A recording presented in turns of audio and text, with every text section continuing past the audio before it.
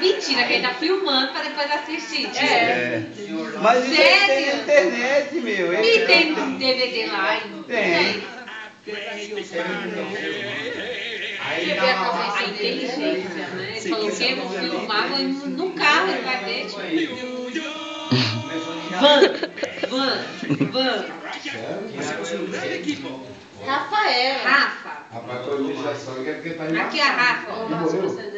Isso, a fora do braço, vai! Oi, quem tem aí? Ela já é, né? Não, ela é linda. Ele sofreu. Ela vai ser mais bonita que a Alicia, porque ela tem um rostinho bem miudinho. Isso, a fora do braço, vai! Oi, quem tem aí? Ei, tio, a mulher viu ela no shopping. Isso, A Sofia pediu pra ser modelo. Eu que não quis. Cheguei até aí lá. A mulher falou que dava de graça aquele álbum lá. Ô, mulher, porque tu não levou? Porque judia muito, né? Vai pra vários lugares. Tá bom. É dieta. Dinheiro que entra, minha filha, ó. Fiquei E aí, pensando. também, pra fazer sucesso de pequena, quem sabe... Ligaram várias vezes atrás dela. Marte. Foi. Deu pra cima. Amansou mais? E ela é inteligente, vira essa mania, ó. Ligaram várias vezes pra esse modelinho de fralda. Eu que não levei.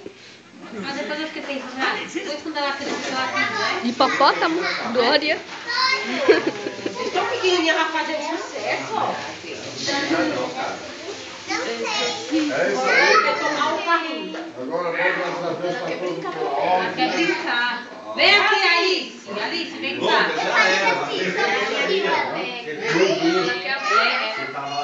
Ela quer que a Alice aquele é a 5, 6, 7, 8.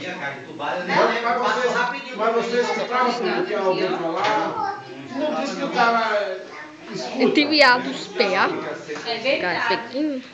Você disse que mesmo o cara em coma, mas A medicação foda deixa botar um padraço, Não inconsciente, né? Você chegou a ver alguma luz assim? Ô, Léo, é igual a novela, né? Quando a pessoa tá em coma lá, que ela tá com a pessoa lá na frente. O cara fala, ó, fique longe da luz. Não escuta também a pessoa falando? eu falei, eu não vou Não lá parece porque que vai quando todo você vai mundo lá, a vai pessoa visitar, fala, vai e a pessoa escolheu pra você ficar lá, né? Aí eu vou deixar pra ele.